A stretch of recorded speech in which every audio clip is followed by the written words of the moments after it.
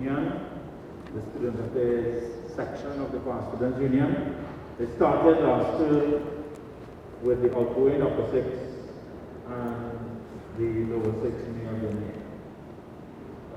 That first edition was with a past student from Hollywood, who is now based in Hollywood, and Darius Marsden is his name. He came to explain his journey from St. Mary's College to where he has reached in the film industry.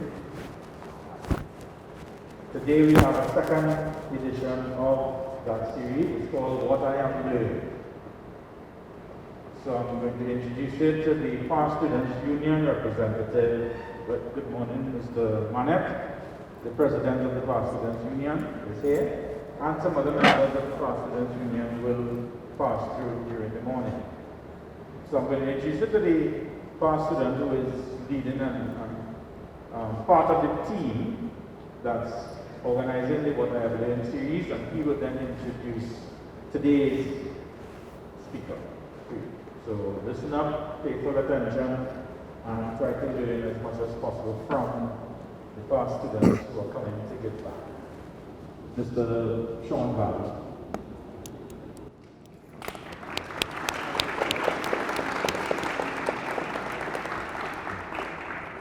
Thank you, Mr. Balawan. Good morning to our PSU President, Mr. Greg Manet. Good morning, gentlemen. Well, as Mr. Balawan stated, this is a relatively new edition of the PSU. The name of the series is What I Have Learned, and the genesis behind it is that you gentlemen, within the next year and a half, are about to begin a new chapter of your lives as your secondary school journey here comes to a close.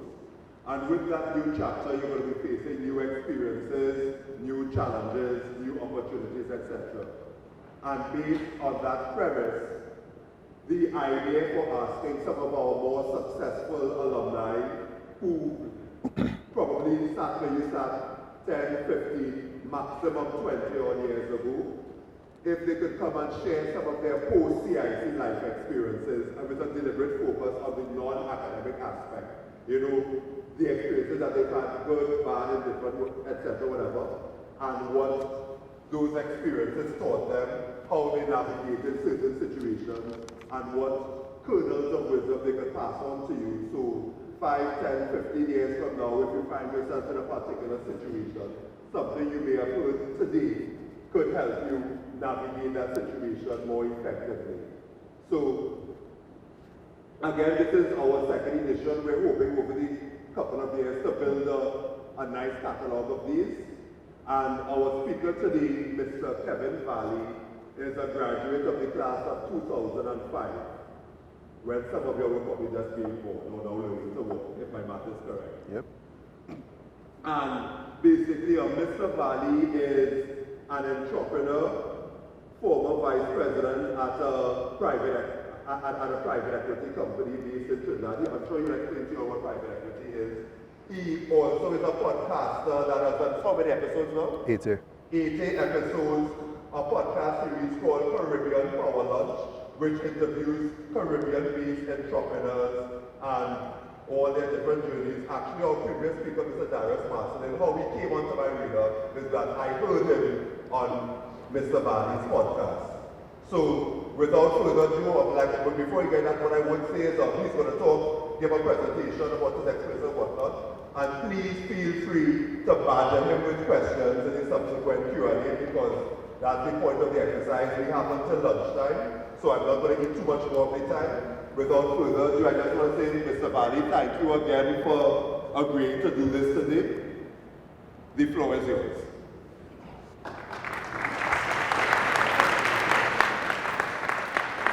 Thank you, Mr. Valley. Isn't it great when your big brother will call you, hey, Mr. Valley?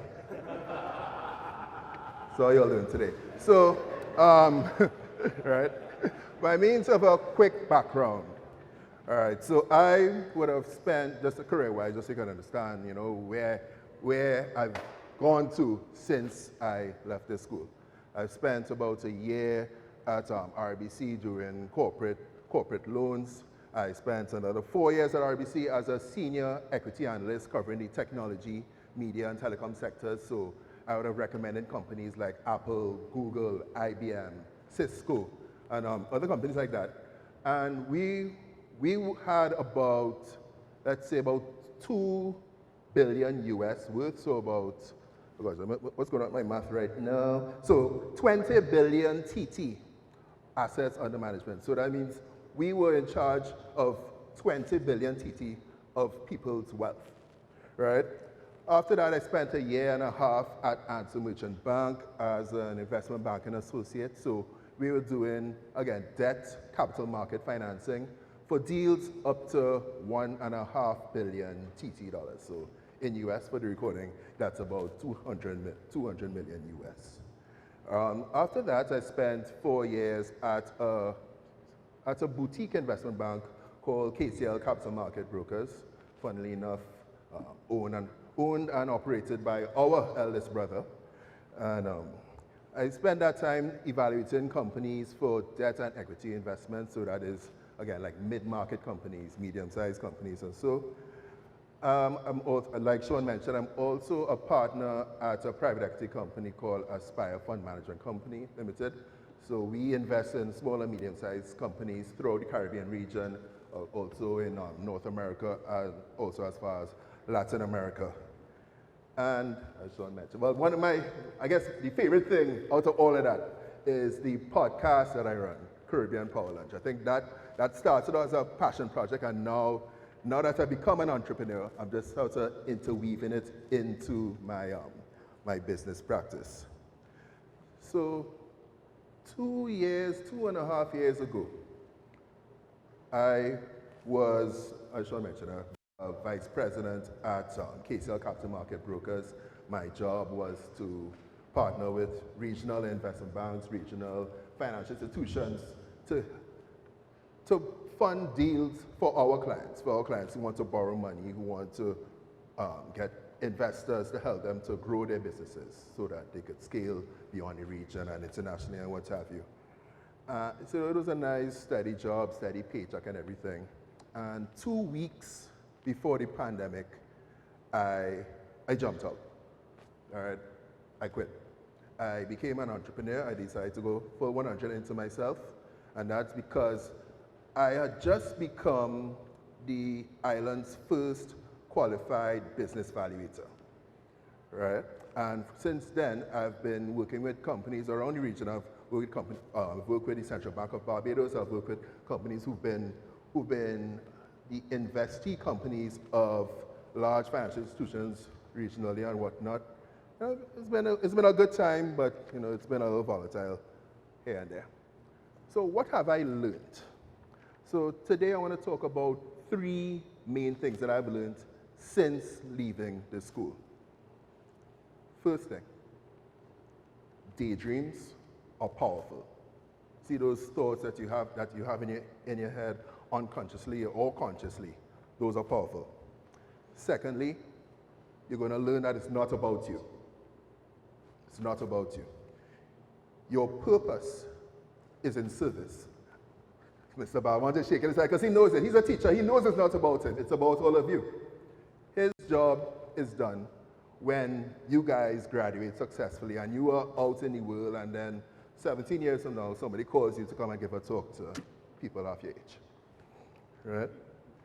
Third, that resilience wins the long game. Resilience wins the long game. Dread life real hard. Things are going to happen in your life that are really going to knock you on your butt, right? On your butt, right? Knock you on your butt and have you thinking, wait, boy, what am I really doing, Jed? What should I do now? So daydreams are powerful. Let me ask you all a question. And feel free, I know they tell you to pay attention and put your fingers in it, but feel free to interrupt me if you have a question, raise your hand or so, and whatnot. How many of you here remember the moment or the day that you found out you passed for St. Mary's College? How many of you remember that? Show of hands. Yeah, almost everybody, right? For the fellows who don't remember that, but maybe you're transferred from another school to play football for us or something. You know? And we thank you for that. Because John, no. So see, the reason I say that, right? And my brother says, so he'll tell you, when preparing for, again, I'm going to age myself, when preparing for common entrance, you all don't know what that is. But when preparing for common entrance, which is now SCA, and I actually find that SCA is a lot harder. I don't want to do SCA, right? You're way brighter than me. When preparing for common entrance, I looked at my big brother. My big brother's going CIC. I had an older cousin. He was going CIC. And there was no other school for me. I was going CIC. So I would write CIC on all my notebooks. I would write this on the fridge. I would write this on the wall. I think I wrote it on our gate. You know, every time you drive in, CIC. You know, so with that, I didn't just write CIC and just sit down on my butt and do nothing. I say, all right, well, I'm going to do my passibles. I'm going to study. I'm going to go hard because I am getting in CIC. Did any of y'all do that? Or I'm just the only nerd here? Did anybody else write CIC all over the place? No? No sort of, nothing? Nothing? No? Whatever. But I do remember, well, so the reason I say that daydreams are powerful, right? So I will daydream about passing for CIC and daydream about going to CIC 1. And funny enough, I will daydream about one day talking to a group of CIC students and about you know, about the success I've ever had since going CIC and whatnot, or because of CIC. The day I found out that I passed the CIC, I remember it clear as day. Well, first of all, in the morning, I can't tell you, it's a little graphic, but whatever. But my stomach wasn't well that morning, right, because of the news, right? And my mother accompanied me to school that time. It was Murray Regina I went to. And I got the results, and I saw the paper saying Mary's College. I jumped up on my mother and said, Mommy, I passed the CIC! Mommy, I passed the CIC! And I'm not ashamed to tell you all that. You know, you all could, yeah, but I'm not really, I don't care. I don't care. I was like, it was a real high for me. And what I learned then, and what I know now, is that I've spent the rest of my life chasing highs like that. You know, chasing success after success, win after win. You know, so those of you who are athletes, you all know. Those of you who are members of debate clubs, Scrabble clubs, chess clubs, what have you, anything in that competitive nature, you all know. You know, how many of you all would say that passing for CIC was your first big success? Because, you know, like, so don't let them lie to me, no, man. Like them at my boy here, partners across there, right? So they have my back, y'all have my back, y'all have my back. So another example of, you know, daydreams, right? I will always daydream of being a star. You know, I was as a student, as a young boy, whatnot, as a quiet, you know, seemingly introverted guy. But I would always dream about being a star. Like, I swear to you, if I could sing or if I could dance, I would not be here in a tie and talking to you all right now. I would never set foot in a bank. I wouldn't know how to use Microsoft Excel. I would have people for that, right? So be it. I had to lean into my other talents. So there's another saying I want you guys to understand. Environment dictates performance. The environment you find yourself in dictates what happens to you. Right? So, for instance, there's this running joke in my family that the Jacksons do music and the Valleys do finance. Right? While I was in CIC, I know Sean studied. Sean is about 5 years older than me, so he's actually older than me. I'm not the oldest person there other than. All right. Anyway, so so Sean was studying finance in university. My elder sister Kiran, she's a scholar. She was mashing up economics across in Berkeley. And two of our other older siblings were both senior managers in banks. One of them, as you know, owns his own bank now and whatnot, right? And my father was a minister in the Ministry of Finance, right? So around the dinner table, everybody is talking about bonds and this and structured that and whatnot. And I'm in Form 4, right? I think I'm just starting doing POB or they all call it POB now, interest, yeah, and economics. I still wasn't all that good in economics, I won't lie. Sure. Anyway, so I'm at the kitchen table, and people talking all these things, and I just don't understand. I don't understand what's going on, right? So eventually, I tell myself, hey, what? One day I will understand, and I'm going to make it easy for other people to understand. Anyway, I wanted to, even though like everybody in my family, were big finance junkies or whatnot, I just call them finance junkies. I actually wanted to be a psychologist. I was very keen on listening to people, very keen on understanding what makes people tick, on understanding why people do what they do, why they say one thing and do this, that sort of thing. And I had applied to the University of West Indies to study psychology. And when I got my acceptance letter, it said, congratulations, you've been admitted into banking and finance. I said, what the jail is this, boy? But that is something, well, it's a religious school, so like I said, sometimes that's God talking. That's God putting you in the direction that you're supposed to be in. And I went ahead and studied banking and finance, and well, the rest is history. So take away from that, always keep an open mind and be willing to adapt to change. Right? Once you're moving forward, you're moving in the right direction. Right? Because right now for you, I also wanted to be a lawyer. Let me give you all a quick funny anecdote. I even have that and I don't say. For a brief moment in time, I wanted to be a corporate lawyer. So I went and got myself an internship in a law firm during my gap year. So I took a year off before going to university after Form 6. And I would go into this law firm, I'd put on a shirt and a tie like this, and go upstairs and sit down and read this book about tort and civil law and all of that. And by 10 o'clock, I was asleep, right? And sometimes they would even say, hey, come with us to court. Sit down in court and people arguing about neighbor wall or fence or something like that. Yeah, I fall asleep. I'm blapping out any people in the courtroom. Another time when God told me, hey, well, Kevin, this is not for you, All right, so point number 2. It's not about you. The thing is, growing up in the school system, if someone been taught that it is about you, it is about your skills, it's about your capabilities, about your ability to learn this information and pass this test and do well, right? It's about your ability to make friends and what have you. My father would always say that life is a loan that you repay through your service to others. Our purpose on this earth is to serve. So just going back to me saying that I want to be a star.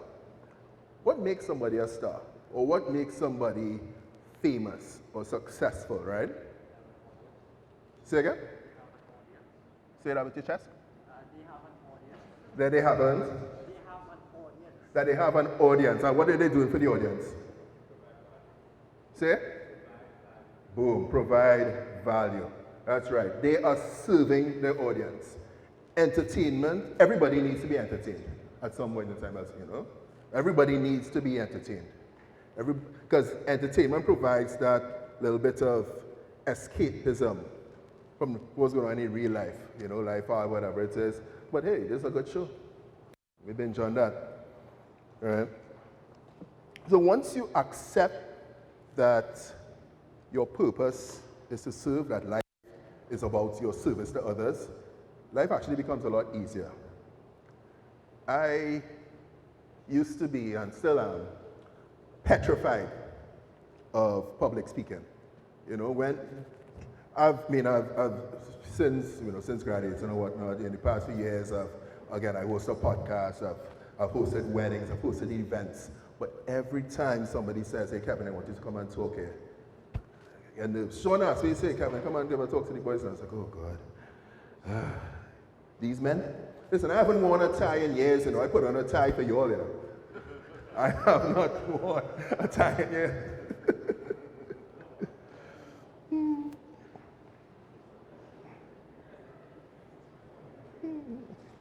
All right, here we come. So, your success in whichever field you choose, whichever path you choose, and your path may change from time to time, right? But your success in it is pretty much determined by the impact that you have on the people people around you, right?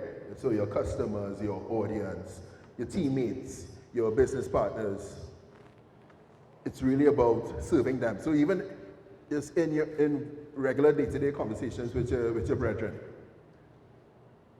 how am I adding value to this person right now? This person talks to me, oh gosh, boy, Derek, boy, this girl, boy, this confident girl, boy, she hot and mad, boy. Are you gonna laugh at the man? You're gonna talk over the man, you're gonna listen to the man and hear, and listen to, hey, what is the problem? And say, well, Derek, well, maybe you should have told her happy birthday on her birthday and not a week after.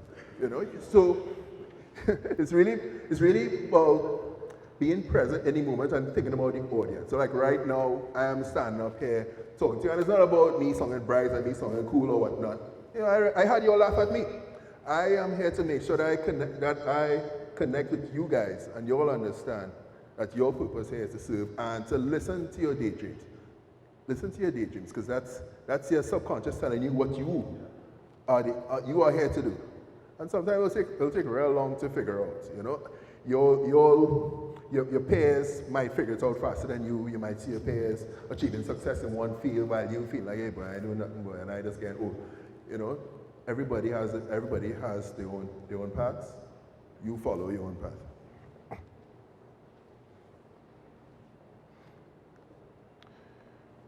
Resilience wins the long game. Resilience. So I know they're bright.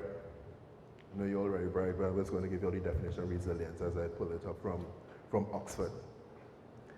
Resilience is the capacity to recover quickly from difficulties. Toughness. It's a hard story to tell, but when I went to university, I went to university between the period 2006 2009. I went to UWI Mona in Jamaica because at the time the banking and finance program that they forced me into was only available full time in Jamaica. So I'm across in Jamaica for 3 years. So of course I got a girlfriend, right? And we were dating for a year and a half up until it was time to graduate. And yes, I think the students graduate in September, October. I think it's November. All right, so 2 months before graduation, she got in a tragic accident and she passed away. Yeah, well, thanks. She got in a tragic accident and passed away. And that was in 2009. And in 2010, both of my grandmothers passed away. And in 2011, my father passed away. So what did that teach me? Because at that moment, that's when I felt like, yeah, boy, what the hell? I can say hell? Yeah, boy, what the hell? God, why are you doing all this? Why are you taking away all these people that I love? Right? And it really gave me perspective on life that I want to share with you. Life is both long, but it's also short. It's long because it's the longest thing you'll ever do. It's the longest event that you'll ever experience. But it's short in as much as it is limited. Right?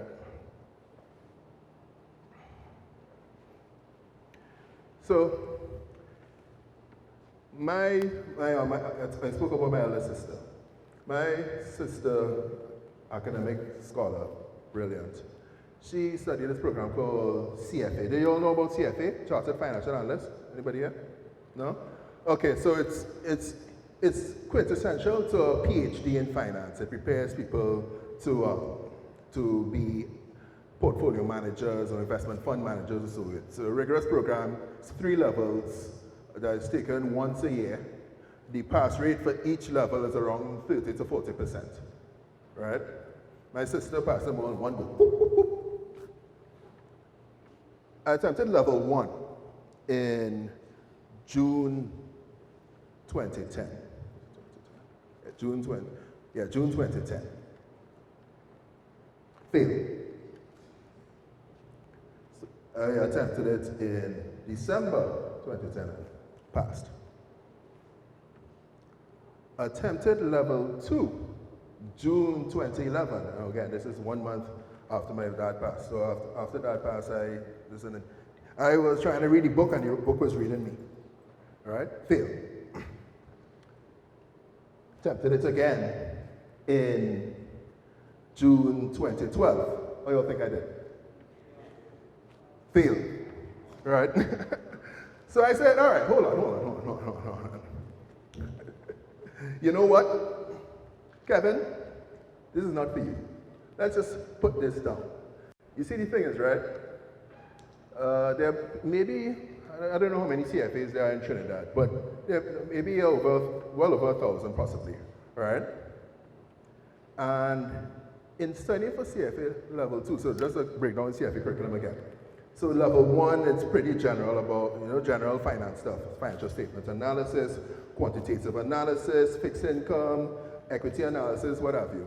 Level 2 is focused deeply on valuation, asset valuation, so derivatives, different sort of weird-looking symbols in statistics, right? All these different things. But I liked the material in level 2. I just didn't pass the exam. So after failing for the second time, I was like, you know what, let's find something else. I don't want to be busting my butt to end up being just one of the boys. I want to be special because, again, I want to be a star, right?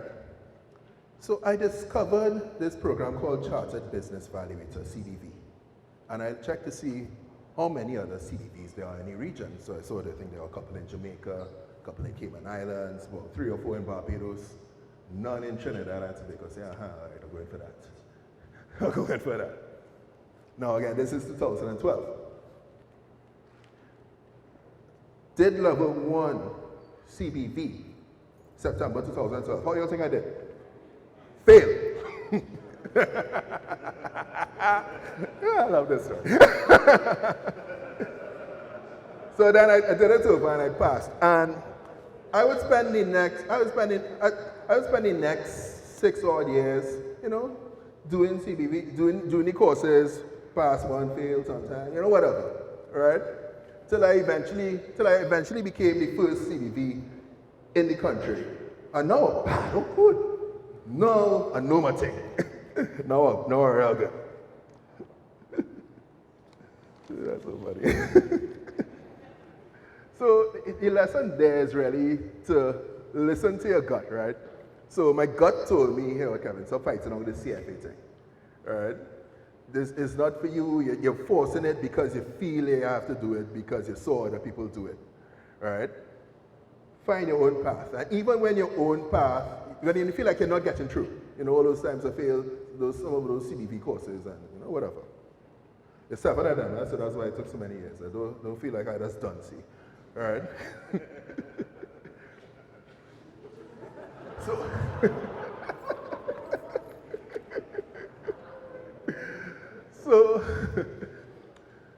So every time I would fail one of those courses, I'd be like, hey, boy, Kevin, what are you doing? I actually took, in 2 separate occasions, I took a year off from doing the exam. So, you can really say 4 years. Yeah, so you can really say about 4 years time spent doing the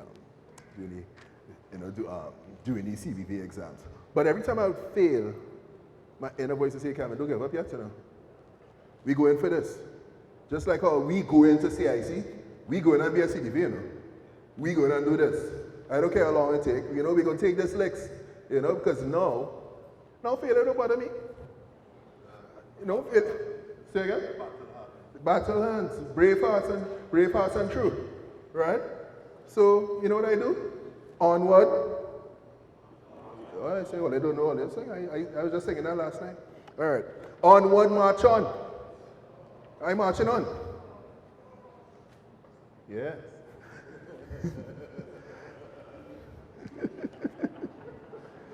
So, trust your gut, right? And a voice, it knows you, it is educated, it knows what's best for you. Don't be distracted by other success. You've got this. Onward, march on. Now, so that's 3 points, right? Daydreams are powerful. It's not about you. Resilience wins the long game. But I'm a CIC man. I give extra, right? So I have a bonus point for it. Your network will be the difference maker. You see this room here? You know? You might be all that tight with him. No. But years down the road, maybe even next year, you buck him up in university abroad. You buck him up in your office. Let me say, you meet him in your office, in an office somewhere. Right? You see him on the street, you see him in a party. That's your brother there. That's your brother. Shared life experience. Yeah, I was going to say that. But yeah. Yeah, see that shared experience. You all are brothers. And your brothers are going to speak highly of you in rooms that you're not in. Your big brothers, I'm not sure. Your older brother, your big brothers, bigger brothers. Your brothers are not related to that. Who the rest? Share your last name and you. Will be the one saying, hey, the man and CIC, you know, I give him a chance. You know, because they know what teachers like Mr. Balwant produce. You know, you pass through Mr. Balwant economics class, and I hired you to look at my back. Man, I don't need to train you up so much. And some other fellas. But anyway. You know, and here's another thing, you know, just a side note. Just the other day, I see men in their 40s and 50s, you know, one being a Fatima man and the other being a CIC man, arguing about which school is better. I mean, obviously, you know which one is right. But just to say that pride, I mean, you might notice it now, but that pride that you went to this school is going to stay with you forever. Right? So, take care of your brothers. Look out for your brothers. Right? These are the people who are going to refer business to you. These are people who are going to hire you. And these are people who are going to have your back when they don't expect it. All right. I think I talked to you all enough today. I don't even know how much time I've been talking. So I want to thank you all for your time and attention. Continue to make us proud. You know, I don't know you all individually, but I'm proud of you because I know what it took for you to get here. And of course, my last words are going to be onward, march on. Thank you.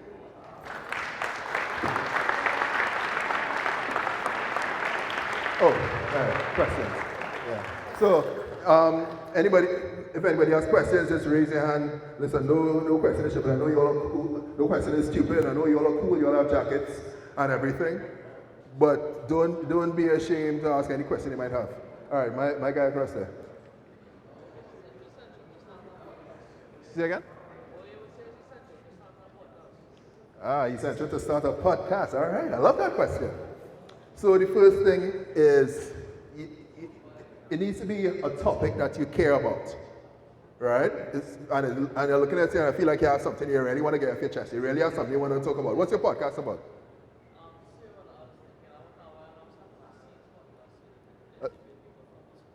Hey, that's brilliant. So a Saints podcast to integrate people from the school from all the years. I like that. I like that. Give this man a round of applause. I like that idea.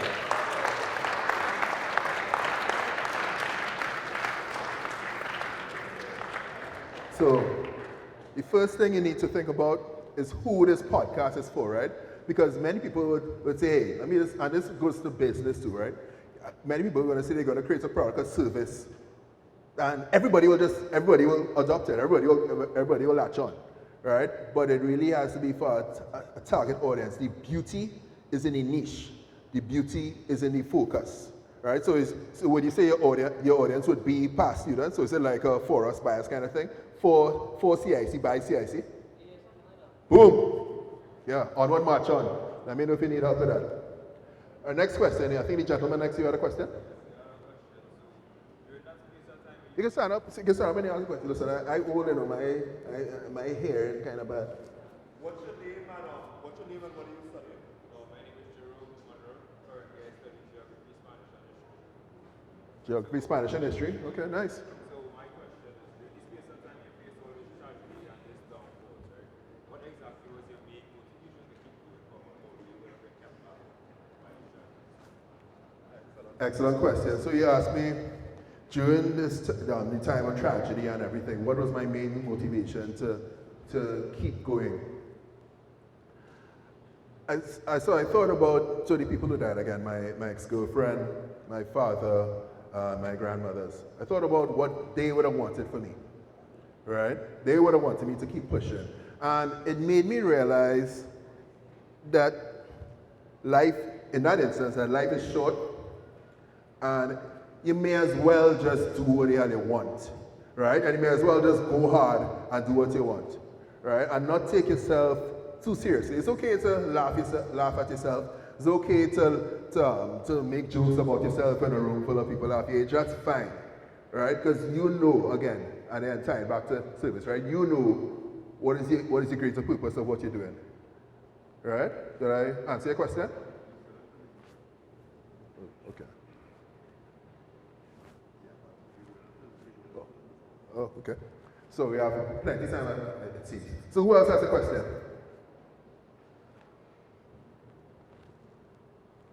Keep them coming in. Badger, please. This is the main part of the exercise.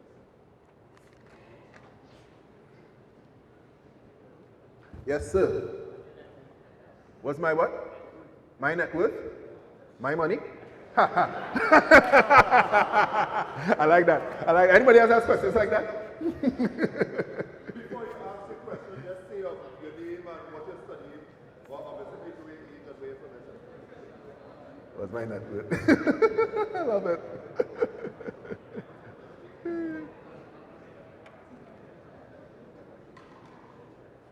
Anybody else?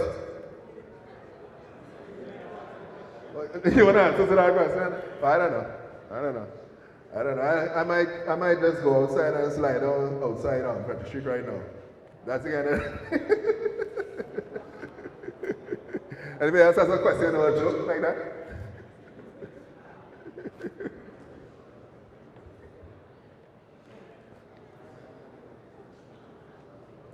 Yes, you in the back. Say again? Listen, I want to give you the microphone. Here, come up and take the microphone and ask this question. It's John over there. You're restraining me today. All right, go ahead. Good day. My name is Matthias. I study MOB, Econ, and Art. Okay. And my question is, yes, art. No, I like that. That's good. Go ahead. My question is, when you said you left your job to be an entrepreneur. What was that like? The actual process in leaving my job, or the thought process before leaving the job? Everything. Okay, so the thought process before leaving the job was that I was telling myself, Kevin, you're too comfortable. And I thought, so regret is a hell of a thing, right? So I didn't fear as much that I would be that I think my business would fail and I would be on the side of Frederick Street in a shooting tire line on the ground. More than I feared that I would be older, and I just let down. I let down myself. Because again, that inner voice in me was telling me, Kevin, you know you're destined for more than this. You know you could do more than this if you try. But it can be scary. But I was more scared of not trying than trying. All right. Oh, yes. And you also asked what was it like, you know. So what I did, so I saved up some money before I jumped out, right? And you know when somebody say, hey, I have a year's worth of money saved or whatever it is, cut that in half. It finishes way faster than that. But I did have a client or two lined up, so I was like, all right, I'll do this, I'll try hard or whatnot. And I really had to become, I don't want to say a different person, but I had to unlock a different person within myself, right? So I had to be brave, I had to be bolder, because in a job, you get up, you go to your routine, you go inside the office, you sign in or whatever, you do the job, you come home, and evenings and weekends you decide, we going to watch some Netflix, let me go online, let me go by the bar and drink, let me go and dance or whatever. All right? It's comfortable. As an entrepreneur, like right now, all I'm thinking about is my business. Like right now, like after I'm done here, I go home and work, on weekends, I go home and work, Sometimes I don't even know, I didn't realize it's a holiday. I come up from my desk and I say, let me go for lunch. I see places go say, why are they closed? It's a holiday. So it's really about being locked in like that. You start to think about how to market your business and whatnot. You start to get really creative. You start to really bring that resilience out of you. Hope that answers. Answers? Cool. All right, on one more. John, next question. Yes, sir. Can you come to the microphone? Ooh, all right. Yeah. All right, Mr. Big Chest, go ahead.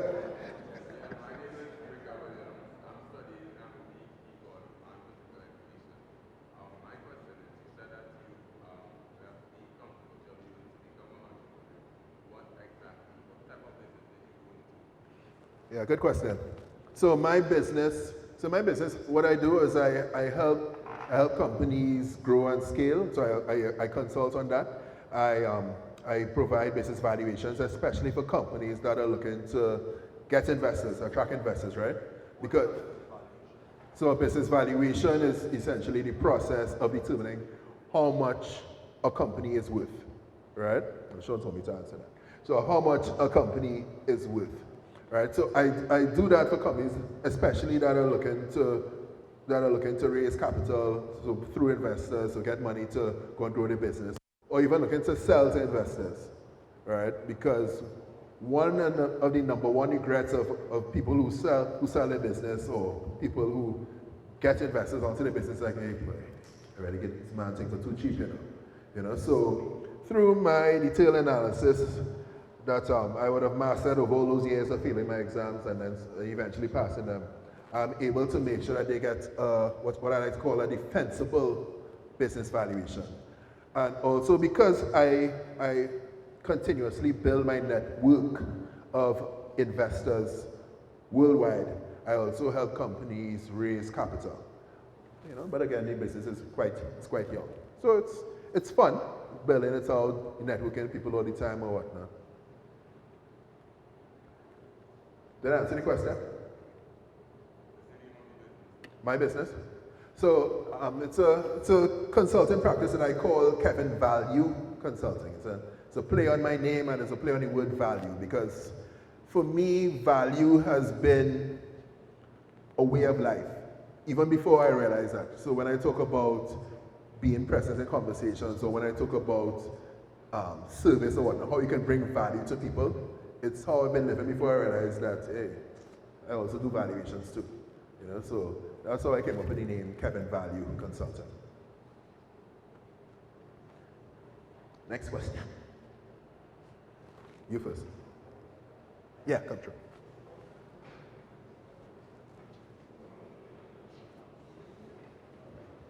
Yeah, my name is Samuel Babulal. I do pure maths, computer science, and bio.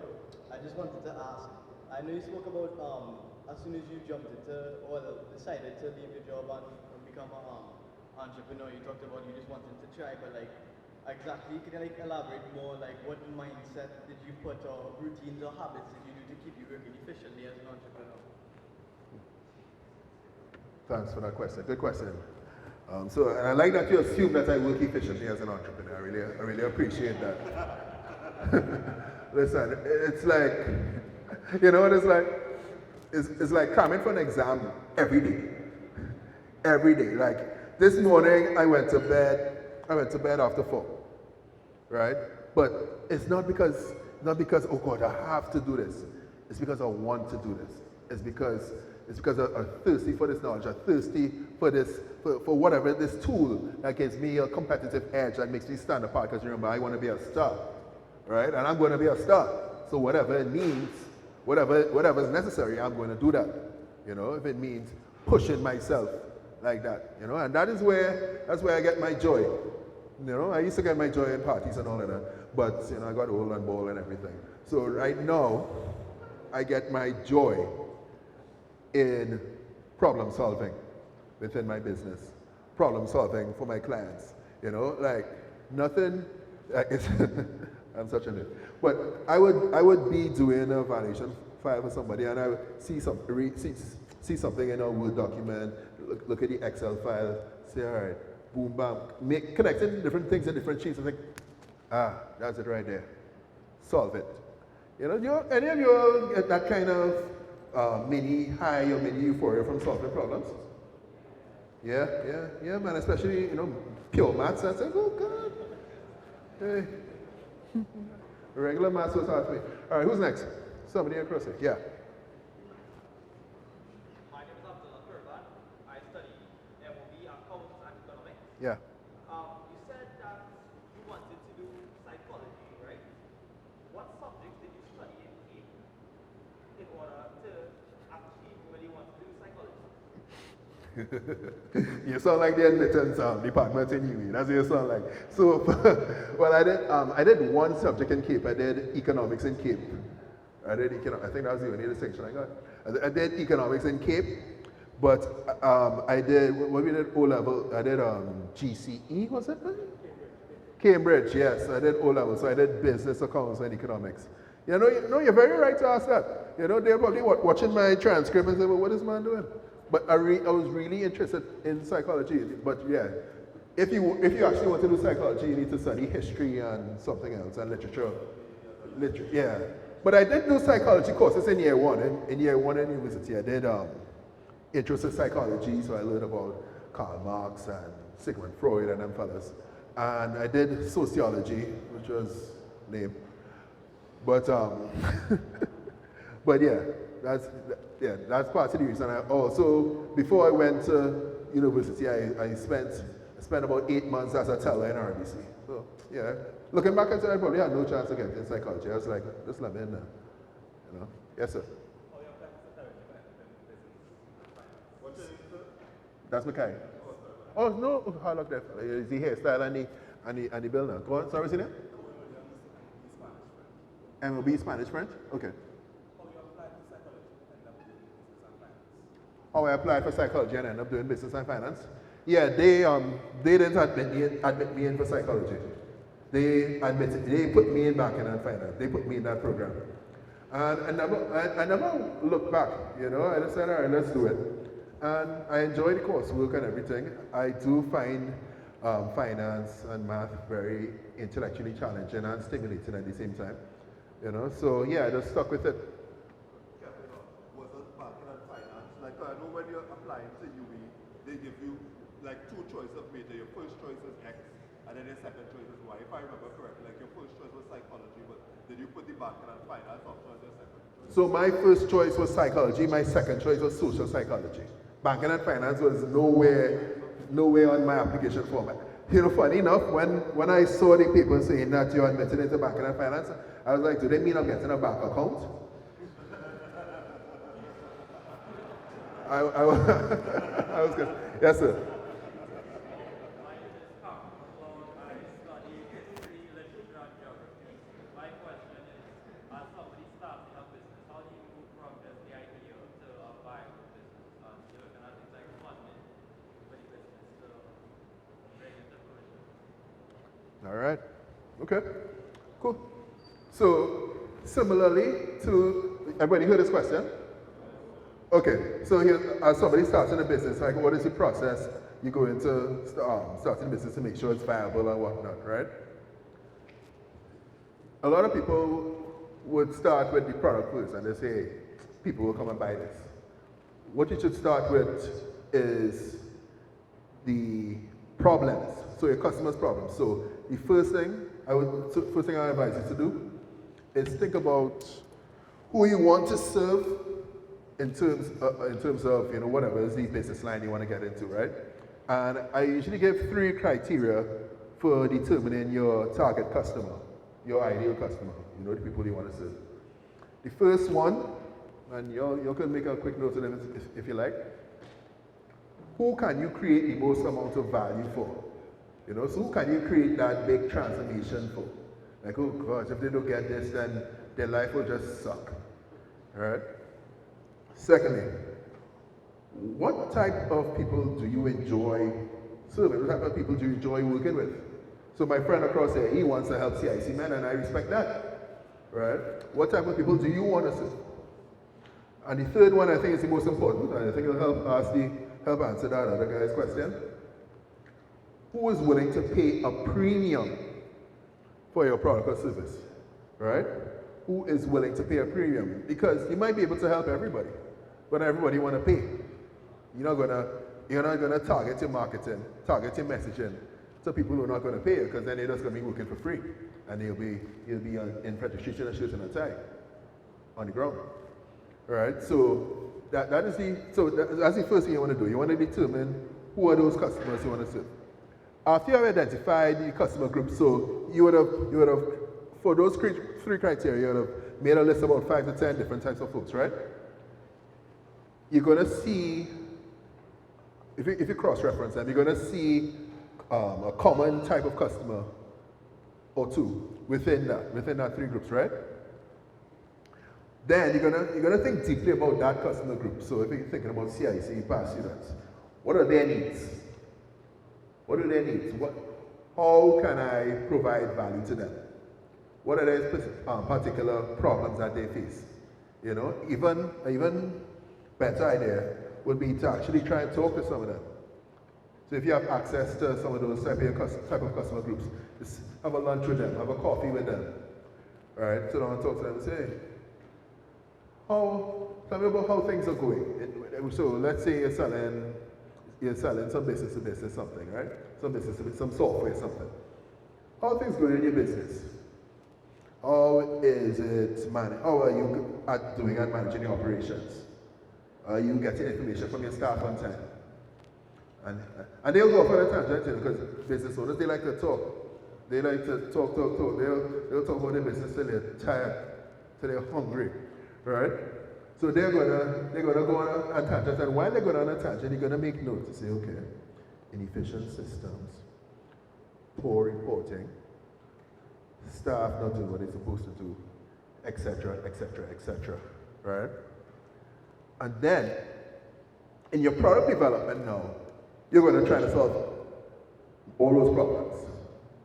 Or if not all those problems. If not all those problems, at least the 2 main ones, the 2 or 3 main ones. Because what you'll find is that if you solve the 2 or 3 big problems, you'll solve 80% of the other ones. Right? Answer your question? Cool. Next.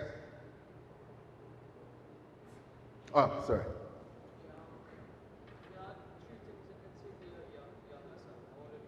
3 things I'll say to my younger self. I thought I just said 3 things there. You all are my younger self saying that. Daydreams. Daydreams are powerful. It's not about you resilience. But all right. So aside from that, what would I say other than the networking thing? It's just don't worry. Don't worry. You're gonna be just fine. Whatever it is you all decide you all are gonna do, you all are gonna excel. Pound for pound, the talent in this room can meet anybody worldwide. Yeah, India, China, Africa, US, UK, wherever. Harvard, MIT, whatever. You know, in all those Ivy League schools, you're gonna see at least one or two sales people. You know, so just trust yourself. You'll be alright. You might not have it figured out now, but just keep going in the right directions. Keep doing something progressive, right? Don't be regressive. Don't go back. Don't go and get by the men on the block, smoking, drinking, wasting time, whatever it is. All right? Just focus on going in the right direction. Focus on doing well in school. Focus on doing well in university or whatnot. That'll be your foundation. But most importantly, again, your network is everything. We good? Yeah? All right, boys. Well, thanks a lot for having me today. It's been fun talking to you guys. Thanks for that network question. That question that question that he asked me makes me want to go and increase my net worth properly. Really increase my net worth. So appreciate that. As much as you all might find it, it's a econ question. It's a big question. All right. So thanks again, Sean. You wanna? We men like free periods, Okay. Well, just for any final questions? Any final questions? Does anybody else have? Oh yes, is Mikhail? Mikhail, yeah.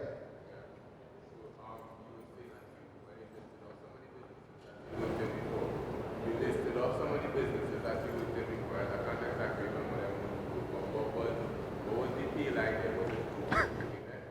In Trinidad? Yeah. So, listen, now I'm gonna be brutally honest. Salaries in Trinidad don't make sense, right? If salary and money is what you're looking for in a job, it's not going to be in Trinidad. You might get decent salaries. You'll be able to land or whatever it is, but your counterparts elsewhere are going to be making multiples of what you're making, and that's just the facts, right? That's just how things settle. So if you want to make real money in Trinidad, you want to really drive your net worth in Trinidad, and you have that passion and purpose that you want to follow. Now, this is my opinion. This is my opinion. Others may disagree. I would say think about that business you want to start, and when you're thinking about your business, also think global. Think a global reach, right? Because when it comes down to making money, it's a numbers game. It's a numbers game, right? And the island only has so many people. There's so much money floating around, so you're going to need to find, where you're going to need to be able to reach elsewhere. So companies like Zoom and Microsoft or whatnot, they don't just operate in one country, right? They operate globally. So yeah, think about something that has a global reach or whatnot. That would be my take in terms of salaries. But if you want a good salary in Trinidad, go and work in engineering. That's the answer. Yeah? Well, I'm done. I'm done. So thanks again for everybody's time and attention. If you have one final question, I'll take it. If not, I'm going to pass it over to Sean to wrap up and give you guys 15 minutes of free time. Yes, sir. Say again? If I regret leaving my job, no, never. Never. Never. And that's the kind of resolve you need to have. Because I was that sure that I was holding myself back. Never. And listen, entrepreneurship is not always going to be fruitful. There are times that, hey, boy, you're struggling. Times things go hard. The customers always coming in. Sometimes you had to really dig in and fight. And you remember, I was operating 2 weeks after the pandemic hit. You understand? So everybody was fighting in their belt. But never did I regret the decision to jump out. Everything at the right time. Because what I do now is that I use a lot of the experience that I gained while working in advising my clients. So timing is big. Anything again? I know we have real time. Anything again? Before we close? Men watching each other say, if they raise their hand. Anybody raise their hand is next. All right, thanks, guys.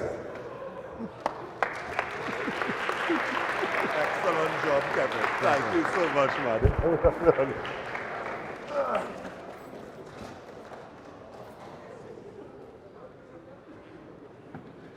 Thank you again, Mr. Valley, for this very honest, frank, and very well delivered presentation. Could we give him another round of applause?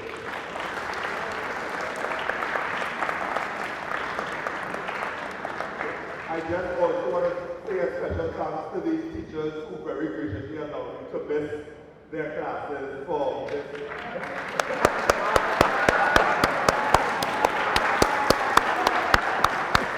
So basically, we are going to try to have one of these sessions a term. I know in the last term, the term after Easter, you boys are going to be bumped down for exams. So our next session is going to be hopefully in mid-January, somewhere between either the 10th and the 20th. And then the final one for the year would be in late March, from like March 20th to March 30th. We're still finalizing the speakers, etc. But as I said before, this is something we plan to do going forward. So those of you who are now coming into lower 6, hopefully by the time you're ready to leave the school, you would have gotten 6 of these sessions on the belt. Those of you in upper 6, we will gladly give you 3 before it's time for you to move on. So, again, I just want to say thanks. This is very heartwarming to see something that you conceptualized around this time last year come to fruition in this way. This is our second successful edition of it, and I hope to see this come full blast, and the gentlemen that just came in the forward will enjoy the benefits of this in a couple of years' time. I just want to say thanks again to Mr. Balwar for putting all of this together, and if you give Mr. Manyoki, you don't realize you don't put this together. So I will now hand it over to Mr. Balwar to close it out on this little event. Thank you, Sean. Thank you, Kevin. All right. The years that they have always been in school, they were in classes, doing econ. They always been coming back to the school even before this series. They've been coming back and giving back to the school and all the various events that have been happening. It's the kind of past-student connection that they've been talking about, that they never left the school. They would have left on with their university degrees and their careers, but they never really left the school. So even before this series, they were always giving back to the school. And of course, it's something that we hope that every year would continue that particular trend. And you are just the latest in generations who we hope will be coming back in years to come and doing the same. So, do you have any ideas to the speakers that you might be putting to line up, just to make them a little... Tentatively, of the next speaker, I want to approach is a gentleman by the name of Caleb Joseph, who is actually going to be a ref, well, not a ref, an assistant referee at the upcoming World Cup. So I'm hoping to see if I can get it for January, but either the January or the March window. And for the other ones, I'm hoping we can see if we can get Private Ryan as well too. So fingers crossed. Those told me if those aren't the ones they get, if we can't schedule it or whatnot, but they're on the battle lineup. So Private Ryan has been at our graduation. He's been the featured speaker at some of our graduations. Everybody knows who Private Ryan is? Yeah, right. So he's been another econ student, right? So he's been giving back to the school regularly. He gives back free service to the school at all our functions. He will be the Fed with the Saints, he's the DJ at Fed with the Saints. Grad is the featured speaker, and he plays and grad as well. Right? So okay, well, we're ready for prayers, so we finish at good time. So everybody, thanks a lot.